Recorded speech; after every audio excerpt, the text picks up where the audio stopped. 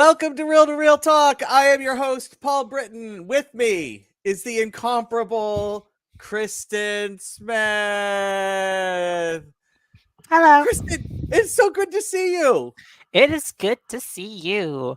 And to talk about What movies because there's been so many movies that have come out recently. I so much has happened. So last time we spoke was for Anatomy of the Fall, Yes.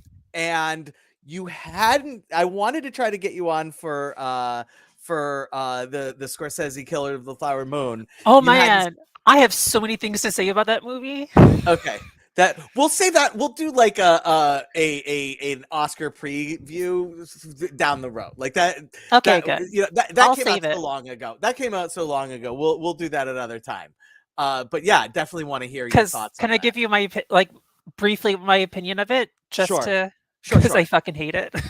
You hate it. I hated Oh it. wow. Okay, interesting. So Yeah, so we'll save I'll just leave that there and we'll just save for Oscars. I do want to say that we can actually start our conversation for tonight's movies, the two primary ones that you and I are going to discuss, by starting with a brief insight on Killers of a Flower Moon, because Okay. Boy and the Heron and Godzilla Minus One are the two primary movies we're going to be covering the most today. And these are two movies from Japan that take place, in and around World War II, and clearly you get a really interesting view of the psyche of a nation, with those two movies about a horrible moment in their history. Same thing for Killers of the Flower Moon, it's but the difference being that people love Boy and the Heron and Godzilla Minus One and ran to the theaters, and they outperformed any sort of idea of what people thought they might do. And Killers of the Flower Moon has been not panned, but has been regarded as a bit of a flop because it underperformed what they were hoping it would do, which maybe tells me that Americans like it when countries have existential crises on film, just not their own country. Is that a fair statement, do you think? No, I mean, Okay.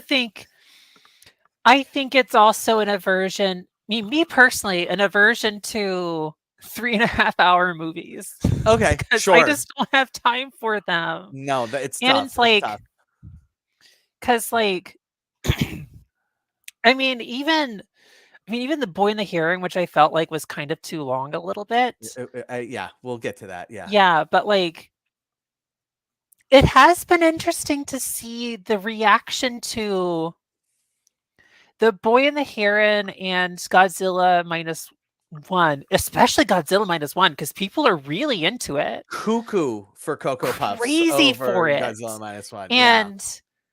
and then like you said, some of the bigger films, like especially in the Oscars, because spoiler Mhm. alert, probably Killers is going to do very well at the Oscars, For and it's sure. just yeah, it's been kind of interesting to see foreign language films make a big splash in America. Like even Yeah. Anatomy, like we were talking about last time, Anatomy of a Yeah. Fall, like that getting a wide release in America is just insane to me.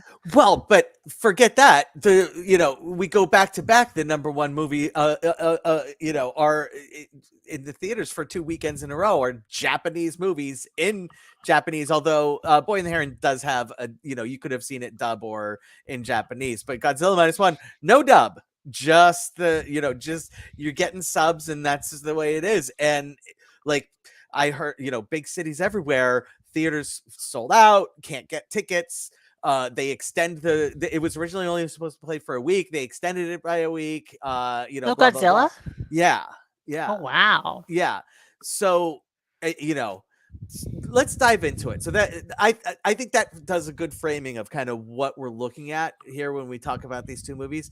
We're gonna go in reverse release order. We're gonna go with the fresher movie, The Boy and the Heron, because there is a little bit of pre-discussion I want to have with you, just to understand what's your history with Miyazaki.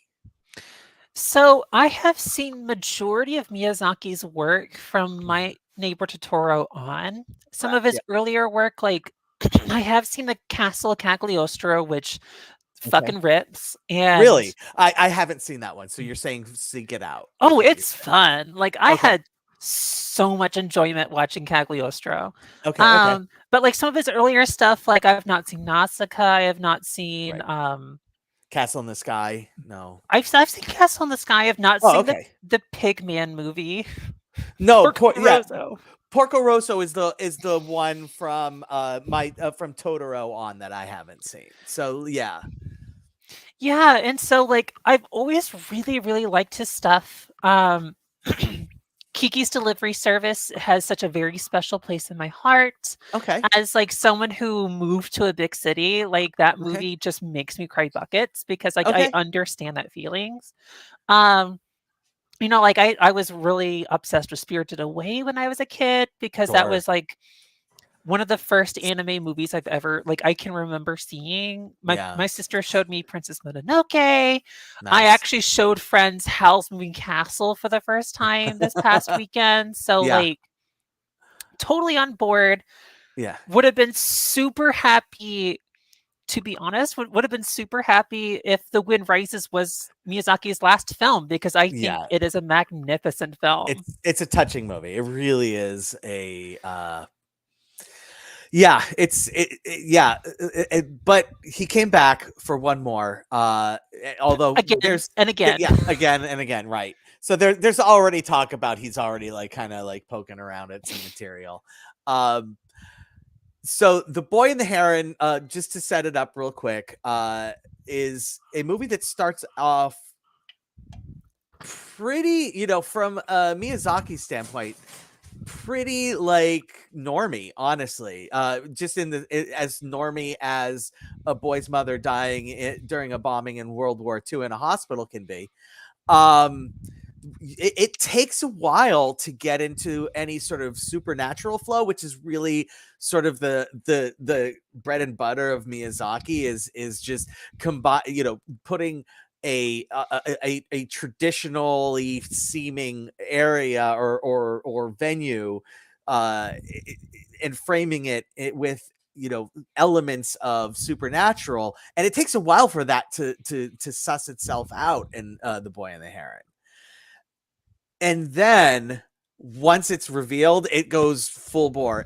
You mentioned Spirited Away, and it really has a lot of elements of that in the sense that the boy is lifted out of his world and put into a different world, much like Spirited Away. You have in Spirited Away, and I mean it. I don't know. What's your feelings on how do you feel about pre moving into sort of like into the tower, we'll just say, but before he goes into the tower and then after he goes into the tower, because they're two very different feeling movies. How do you feel about that? I maybe liked the pre-tower stuff more Mm-hmm.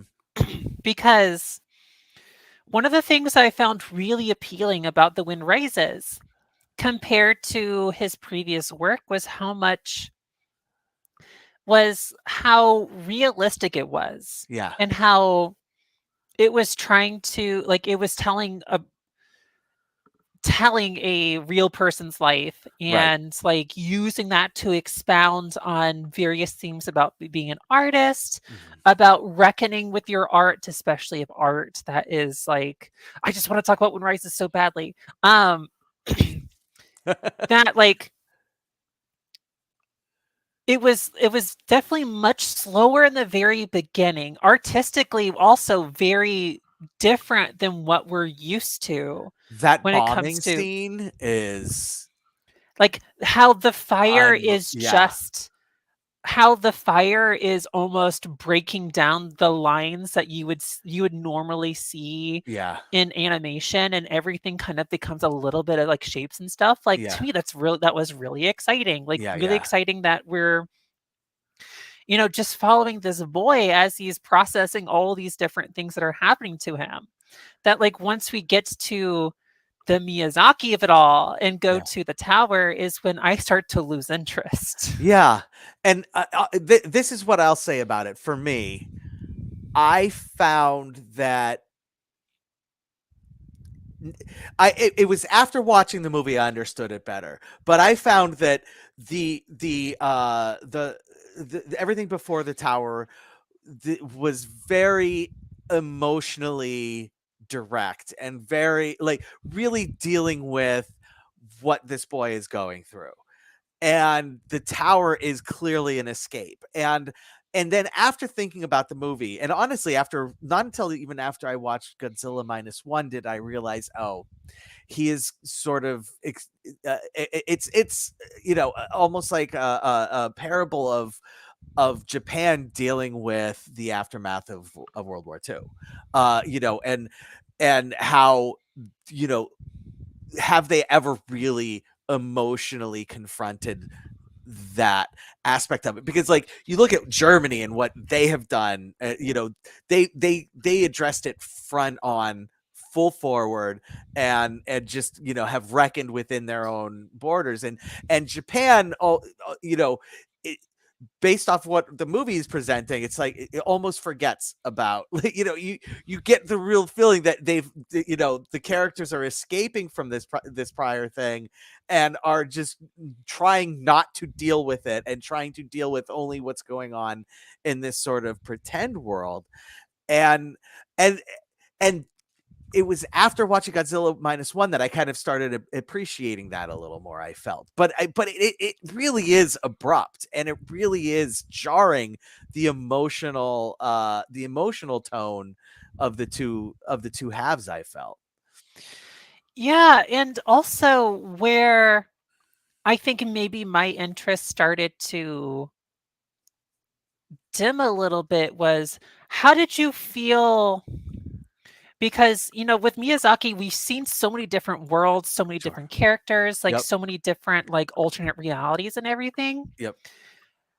that it's hard not to, especially with something that's supposed to be the final film of the filmmaker, to like not kind of compare that world to previous iterations. Sure.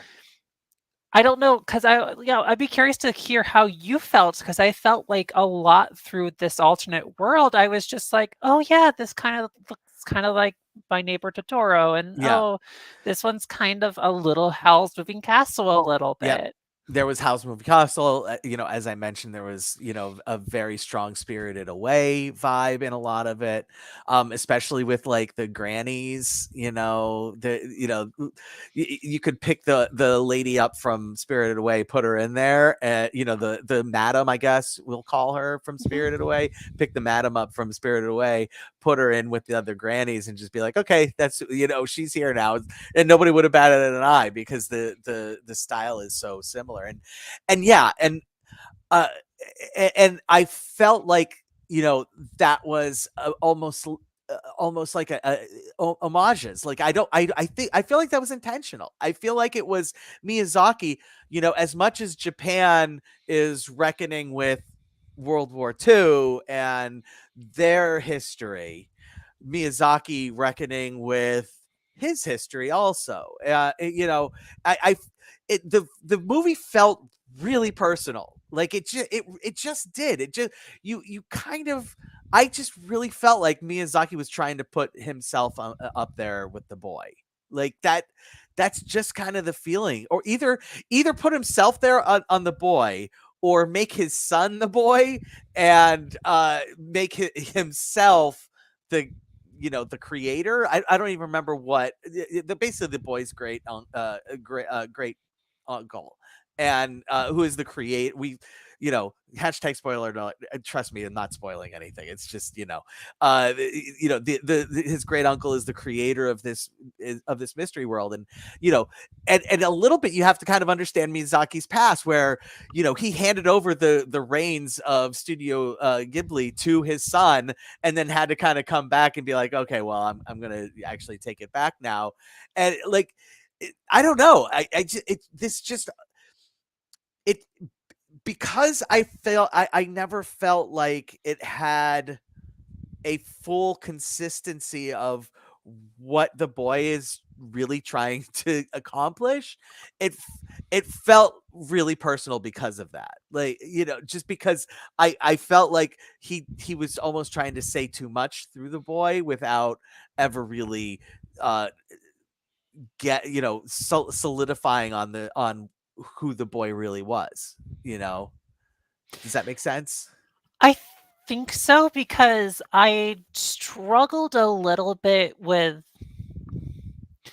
I struggled a lot with this movie. I Okay. mean, we kind of like I already told you a little bit before like we even joined that like yeah, I just don't like this movie that much. And Okay. I felt like for example, where you saw homages, I was kind of like, well, I was hoping I was could see something new. I was Oh, hoping okay. that like I could, you know, even with like for example, House Moving Castle because I just watched that recently and that's a very very like a lot of Miyazaki's work, like very overstuffed movie. Sure. And and like constantly like different elements, new characters, like different like you'll have bad guys with top hats and all these other things that are kind of all happening, but you're still having like a narrative that kind of like Mhm. ties everything together, keeps us on a line going towards from like point A to point B. And kind of like with the boys' motivations and everything, I didn't feel like it felt very meandering to me. Like I felt Right. like it was very vague. It felt Right. like the elements just felt like elements as opposed to other works where I felt that these different characters and these different hi Blair and these different sorry, I was just checking chat. Oh, That these different characters kind of all fit cohesively in this like one piece of art. yeah. And it felt like there was just a bunch of mishmash Yep. that was kind of like, okay, we're meeting this character and then we're Yeah. meeting this character a little bit. Oh, Yeah. look, there's this character. I guess is this character appointment Yeah. important? I guess so. Could be connected to his life. We don't actually know. Right. And Well, it's pretty obvious. it, Look, it not pretty well, obvious, it's blatantly obvious. it's more obvious, I think, after rereading it because Okay. I was I am so sorry. I was really bored in this movie. Oh, And like I forgot so much. That's why I had messaged you beforehand. I'm yeah. like, I don't remember much. I reread the Wikipedia like before this and was just like, oh yeah, I guess this happened. And then there was this character that I completely forgot about. And it, Yeah, in true Miyazaki pattern, characters definitely pop in, and it's supposed to, and they're not smart minor characters. Like he yes. loves just bringing in major characters very nonchalantly, and just being like, "Yep, we've got we got another one for you, and we're gonna roll with it." But here's my feeling on it was that where you were bored, I was still, I can understand that. Like I can understand that response. But I actually went ahead and bought in, I enjoyed the ride, even if I felt like the emotional connection really was missing. But then the end, he cut like so many different things could possibly happen in the end, and he makes the choice that almost like it's Miyazaki saying, "Look, this is what we need to do." You know, and enough is enough. We kind of need to face reality. Let's do this way, which is not like, again. I don't feel like it's a spoiler, especially if you've seen any other Miyazaki movie, because that happens all the time. It's always all right. Enough of the fantasy. We have to deal with reality now, and you have to make a choice. And they always choose reality, which is important, because most of his characters are children of varying ages. And there's always the time where a child needs to, make a decision. And, not all, but most is what I'm saying. And so this is no different. Like this movie, it very much follows the Miyazaki, but, standard. But I do feel like, again, much like, the killer is talked about as being basically a stand-in The for David Fincher. the David Fincher's killer, where people are like, look, the killer's just basically David Fincher, and this is basically just a review of David Fincher's feeling on how his career has gone. And I kind And of love it. feel, Love yeah, the killer. for sure. I kind of feel like that's what's going on with the boy and the heron. Like, I really do. I really feel like, and maybe I'm just projecting because there's so much of that going on right now, where we have these artors, being self aware. Asteroid City, same thing, where very Sometimes self a little aware. too self-aware. That's fine, whatever. I still love it. He's still my favorite.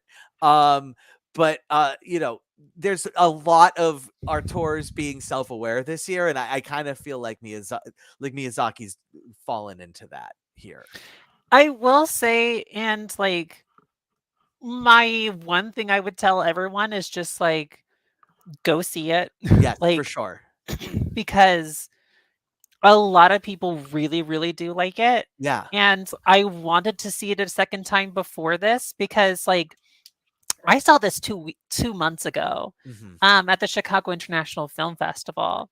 And so like I really do feel like I needed the more that I read up on it, like I've listened to podcasts talking about it, like definitely feels like I missed so much. And so like I definitely want to see it again, to give Yeah. it another shot, to try and give it more context that like maybe like it could hopefully piece together a little bit better for me Okay. than it did the first time. And yeah, for sure. I always recommend people see movies at least once in a theater, and twice all the better.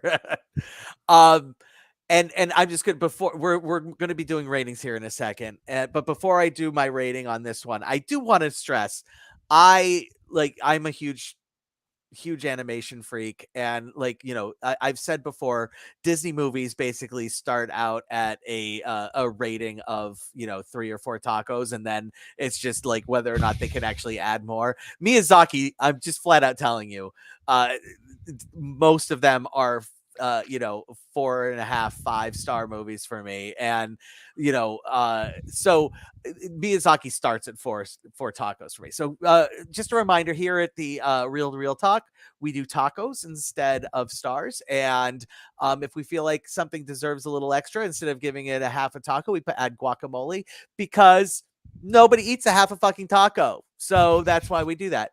So, Kristen, do you want to tell me what your rating is on The Boy and the Heron? It is 2 tacos 2 tacos. Okay. out of So, Kristen, 5. out of 5 possible tacos, we're going with 2 for Boy and the Heron. Kristen said she doesn't, not her bag this time around. She got a little bored. I hope she watches it again, and we can add another taco at a later time. For me, we're going with the basement for Miyazaki. We're going with 4 tacos. Just to recap, I really wish that it had maintained the sort of emotional heft that we got in the first act, and it doesn't, and that's okay. And so I do feel like Kristen mentioned it could have been a little shorter. It definitely, this was before we came on online here. She mentioned it could, yeah. Like I feel like that second act needed like maybe like 15 minutes, snip, snip, snip. But that's a whole other thing. We won't dive too deep into that. The next movie we're going to do is everybody's current favorite movie, Godzilla Minus One from Toho Studios. And just really quick, Toho is the studio that has been making Godzilla movies since the 1950s. They agreed to do like either a 8 or 10-year moratorium on Godzilla movies. When the U.S. studio kind of like bought the rights to Godzilla for a brief time and started making their Godzilla versus Kong, and all this sort of things that they were doing with Millie Wait, they Bobby did? Brown. Because they made Shin Godzilla in 2016. That okay, so I guess it was a 7-year hiatus. Whatever it was, there was an agreed upon hiatus that they said they would go ahead and do, and this is the first one since the end of the hiatus. And so that's kind of the history of what we're looking at as far as Toho is concerned. They've made near infinity number of Godzilla movies, and this one is actually interesting concept. It's a prequel. It is a prequel to the very, very, very first Godzilla movie, which I saw 30 years ago, like 32 years ago, probably. And it's basically the idea being, it's the actual impetus, the actual first sighting of Godzilla outside of this one small island that knows of him and fears him. But it's the first time that Godzilla reaches Japan, because in the first movie back in the 50s, this is like, oh no, Godzilla's back, and it's like, okay, well, sure, okay. But now this is like, oh god, what the hell is this thing? I hope it never comes back. So Godzilla Minus One, and again, we're back in World War II. And this time we're following the life. Really, the Godzilla's like almost an afterthought in this movie, quite honestly. The movie's about a kamikaze pilot who has doubts about what he's supposed to be doing, and so uh when his squadron was going to go do an attack, he decides instead to say that his plane's not, there's something wrong with his plane, and he lands on this small island where almost like an outpost where pilots can go if their airplanes are having problems. And while he is there, Godzilla shows up, um and then so the movie is really about him wrestling with so many things. So many things, just like Japan's wrestling with so many things about their role in the war. He is wrestling with just the entire idea of the kamikaze pilot, his role in the death of the people in the island that he ends up on. His survivor's guilt that he's having. Absolutely. Being both a kamikaze and also having survived that experience. Yeah. And his and Tokyo's sort of, burgeoning rebuild from literal ashes, and there's so much depth on this movie, and I think that's what's registering with people, is that this is a Godzilla movie, but it's really a movie about rebuilding life. I mean, that's really what the movie's about. And and Godzilla just becomes another destroyer of that life. I mean, honestly. And so yeah, Kristen, your thoughts. What, you saw this movie, what did you think of it? Well, it was kind of a strange experience, because as I was like sitting in a theater, like a group of dads and their like little children came into the movie, because I think that maybe they saw Godzilla and were thinking like the Godzilla versus King Kong. Oh, this is not that. Yeah. I know. I was just like, having known what it was, I was just like, do these people know this is not in English? Like that. Do these people know that this is going to be a more realistic Godzilla than that movie? Like, because those movies I have a lot of opinions on. Okay. Shin Godzilla, perfection. I love it. You introduced us to, what was the Shin? Shin Masked Rider. Yeah, Shin Masked Rider. Oh god, so good. I love that. Was wacky as shit. And so like, I'm coming in with that perspective and being like, yeah, my favorite one is the one that is batshit insane. And so like, I did enjoy it. I did enjoy its realistic take. I did enjoy that Godzilla was not a malevolent character. Yep. If that makes sense. Like, going back to like King Kong, like Godzilla versus King Kong, I could not fathom just that, like, we have this giant creature who apparently his brain is so developed that not only does he register that these are humans, but I must protect these humans. Yeah. Very. And I'm just like, that is bullshit. Like, Yes. I just could not handle it. I was just so mad. So you had to have been happy that we got brainless, So I was like, destructive yes, we stuff got on people. brainless. Like, it does not fully Destructicon. understand maybe what it's doing, but Yep. certainly it has a lot of feelings about it. Yeah. And so, like, in that respect, I really did like it. I don't feel I was as gung ho about it as others because I still felt like pacing wise, it still paced very, very slowly. Oh, it's Like, so yeah. like, and compared to Shin Godzilla again, Okay. where everything is like really super fast. Okay. Everyone's talking super fast. The Yes. plot's happening super fast. Like they are just breezing through things just to Yes. get to the next like Godzilla part. Yeah. I did appreciate the quiet parts, and then sometimes wished where I was just like, I do understand he has a lot of guilt. Let's keep moving things along. This movie is super contemplative. Super Very much. contemplative. Not a bad thing. Right. There's a But lot. not maybe not what you're expecting or even necessarily wanting when you're going to see a Godzilla movie. Yeah. And but I did like it. Like I did enjoy it. I did enjoy that. You know, after all the recent iterations that we are getting one that deals specifically with post-war Japan and one that does try to, in a very emotional way, kind of dissect the many complicated feelings that like they must have had during this period. And it was also made in Japanese, made by Japanese, full of Japanese people, like happy to see it kind of go back to its roots. Yeah. And you know, ultimately the interesting thing about this movie that I found was when boiled down to its nuts, it's two things. It's the introspective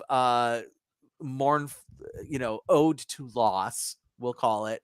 And it's also the everybody is here at this moment in history and has a purpose, and everybody who has survived to serve that purpose. You know, like the classic sort of like you know, we'll harken back to, you know, another World War II movie like The Great Escape, where it's like, look, this guy is a forger and he's here and he forges. This guy is, you know, a scrounger and he's here and he can go get things. And this guy, you know, everybody has a very specific purpose and they're all here and they are serving their purposes, even the kamikaze pilot. And I really appreciated genuinely that aspect of it. I really enjoyed that aspect of it, like because it felt like just, you know, less like a Godzilla movie and more just like a, hey, we're getting shit done and we're gonna solve a problem movie, and that's fun, you know. Yeah, no, I love those. I love those where it's just, I like movies, I've mentioned it many times, I love movies of people being really good at their jobs. Right. And just like being able to like problem solve things. And so like this is a great problem solving movie. Right. Of course, but now we have to talk about the problem that they solve and the solution they come up with. It's so blatantly obvious that the solution they come up with is just not going to work. Like it's so ridiculous. Like, I know the egghead needs to come up with a solution and the solution's going to be an egghead solution. But at no point could anybody watching this movie be thinking, like, it's so obvious that it's not going to work, and it so feels obvious. Very anime. Yeah, exactly. It's like, very anime. Like the one parallel I made. Did you ever see Neon Genesis Evangelion? No, I have not. There's a lot of episodes where it feels like they are just like, we have this plan. This is the only plan that we can kind of come up with. The chance of survival is 0.01%, which you know always means that they're going to succeed. Sure. But in this case, and that's awesome. And I love when that happens and I love when they succeed. But in this case, because the kamikaze pilot is the main character, and because the solution that they come up with literally doesn't need a kamikaze pilot at all, you know that solution's not going to work. Like, you know exactly where this movie's going. And I didn't care. Like I didn't care until, like, okay, so now, okay. So that those are my feelings on everything up until the second ending. And I'm not talking about like the Avengers style. It wasn't a post credit scene, but it was just right before the credit scene where it's like, oh, by the way, there is another movie coming with Godzilla, and it happens to be the original Didn't Godzilla. like that. But you knew that was coming, like that. You know that I we could know feel that it was there's another. coming, but it was still just like I'm we not could have talking. had the emotional catharsis, and we just Yeah. moved on. What did you feel about the other second ending? Like, and I'm talking about and I'm not going to spoil anything, but after they look, they obviously they destroy Godzilla. Like, I'm not, again, not a spoiler. Like, they destroy Godzilla. There's a second ending after that. I felt like I Like was just like, with the what, pilot. with the pilot ends up in a hospital. And Oh my god. it was so ridiculous. It No, was right. Am I wrong for thinking that this was one of the most ridiculous scenes I've ever seen in a movie ever? no, yeah, no. I was like, come on. I'm like, Yeah. because What are we there's even emotional doing catharsis here? that's like happening in the middle of action, and I'm just Yeah. like, holy shit, this is just like this is everything I would want in an action movie is to like have like being able to see an emotional arc Yeah. like in the middle of like an action scene. Like that is so fucking good. And And then then it's they like, get to this fool you. and then they get to like one part and I'm like, why? Why Yeah. did you Well, do it this? it really ruined the ending of the movie for, I just wish that I had known to walk out like 5 minutes before the end of the movie. Like, and honestly, I'm telling everybody who's watching this, go see this movie. It's absolutely 100% worth seeing in a theater. It's not going to be in theaters much longer, so I understand if you don't get a chance to go see it in a theater. Rent it, do whatever you need to do. Just as soon as they have defeated Godzilla and everybody is done Just celebrating, go. stop it. Nothing else that happens after that you need to see. You're good. You've done the work, and the movie is over, and you're good. Yeah. Once they get to a hospital, just turn it off. Don't even worry Off. about it. We're done there. Nothing more to see here, other than our ratings. So Kristen, what are we giving Godzilla minus one? A respectable 3 tacos out of 5. Okay, you're doing 3 tacos out of 5. I'm going 4 again. It just was such a like, I had so much fun in this movie. Like, it just was a wonderful movie going experience. Both of these movies for me were wonderful movie going experiences for just totally different reasons. It's just unrelated to anything. Now, before you leave us, really quick, I already have covered. I've already covered May, December. If anybody wants to know my feelings on it, go watch last week's episode. Please, Kristen, you would ask me if I had seen it, and you said you enjoyed it and you wanted to say some things. So, just really quick, what are your thoughts on May and December? May, December. Holy shit. What did I just fucking watch? Like, I have not seen a movie. It's been a long time since I've seen a movie where the entire time I'm just like, what the fuck is happening? I know. What the fuck is happening? Yeah. And to like be laughing, to just be like, oh my God, these people are doing terrible things, to just being like, oh no, this is happening. This is really happening. Yeah. And for all of it to feel like my letterbox review of it was just the artsiest Lifetime Channel soap opera.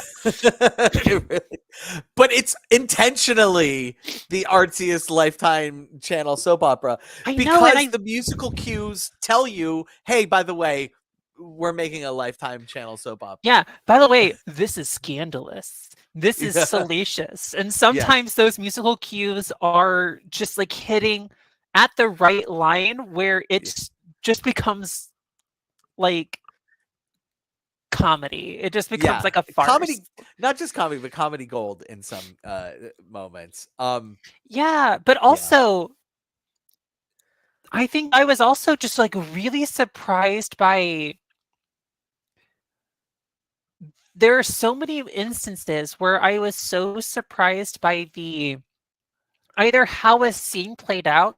Like, for example, there is a scene when Natalie Portman is doing a acting class for high school students. right, right. And of course, like she opens up to questions and like the first question is just like, well, what do you how is Yeah, it to have you ever done a do sex scene or sex something like scene? that? Yeah, And of yeah, yeah. course, the teacher's just like, "Oh, you don't have to answer that." And she's like, "No, don't worry, I'll answer it." And then gives the most nuanced, complicated answer to it Yeah, of just like how it feels being with this other person, how it's kind right, of like choreography, how it feels to be surrounded by other people.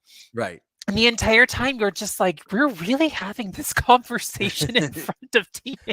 Yes, we are. And uh or like for example, to me the biggest revelation is that Charles Melton, holy crap, give him the Oscar. I don't No, care about how I, much I love Ryan Gosling. Ryan Gosling should win, but mm, still, like, Charles Melton, holy shit. I I was got just I'm gonna just voice my disapproval on that one.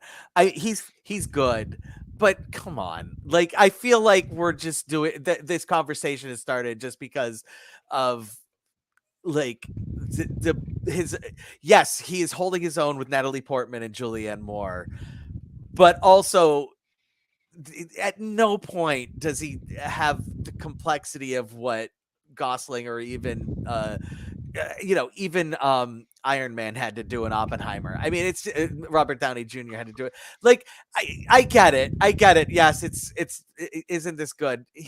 No, in 5 years from now, people are going to look at that and be like, "Really, we gave it to Melton?" Like, mm, I but hope that doesn't I happen. would argue to take one of those examples, Robert Downey Jr. Yeah, Like, I was not impressed by Robert Downey Jr. in like Oppenheimer because I feel right, like I have seen him enough in serious things that I know that he can play a villainous role like this. sure, Where I felt that Charles Melton was doing something that was a little bit more complex was because he's playing someone who is essentially still a teenager at heart, and sure. he is still underdeveloped, and he still is has But a lot more feelings that he's able to do, and he's also having to still not he's still having to his actions and his emotions are still sub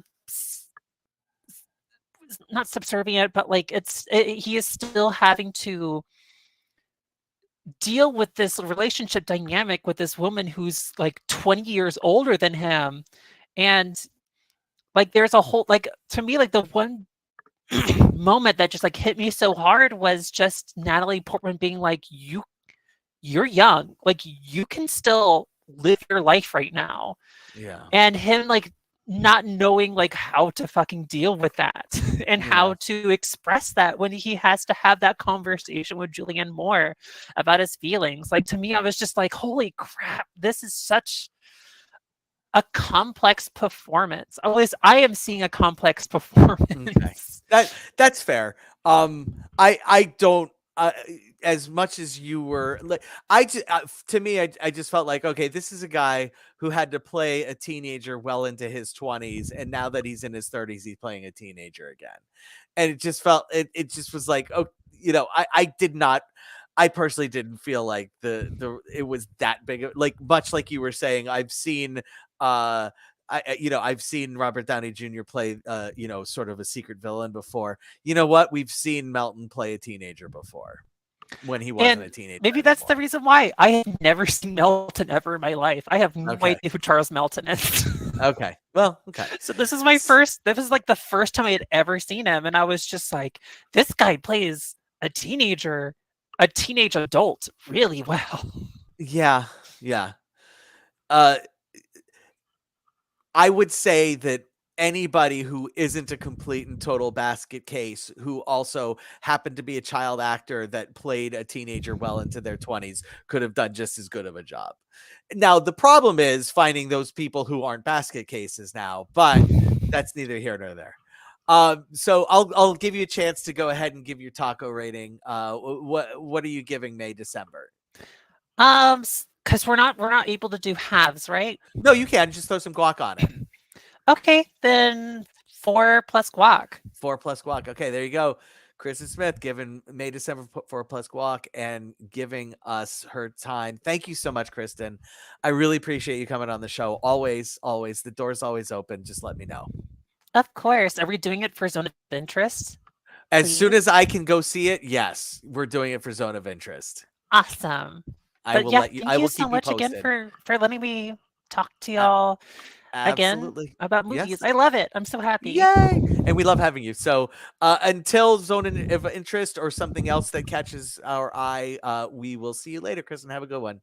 Awesome. Talk to you later. All right. I'm sticking around. Sorry, everybody, for Netflix's Leave the World Behind. Just really quick. This is a apocalypse movie in the vein of The Day After or Threads, although not apocalypse in the sense of 1980s thermonuclear war, but more apocalypse in our current idea of uh what would happen if we lose technology, but it's part of an attack and then the attack begins. It's really, this is my fucking jam. I'm sorry. I am 100% in the bag for this movie because my mom would latch onto a movie and watch it over and over and over and over and over and over and over again once a week while she was doing laundry.